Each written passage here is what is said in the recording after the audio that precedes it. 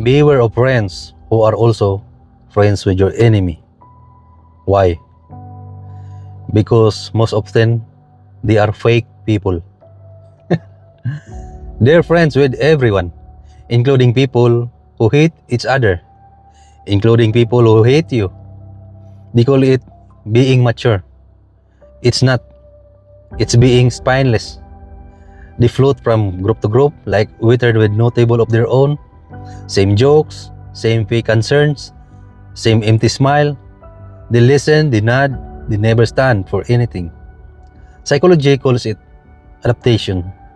Real life calls it acting, based in faking. They fake emotion because they have to. If they stop, nobody stays. Always busy, always outside, always surrounded, still alone when the noise dies. And here's their favorite lie. They think knowing everybody makes them a good person. No. They're just tolerated everywhere and trusted nowhere. Because real people pick sides. Real people lose friends. Truth is expensive. Small circles means loyalty. Big circle means you are good in acting, you are good in faking.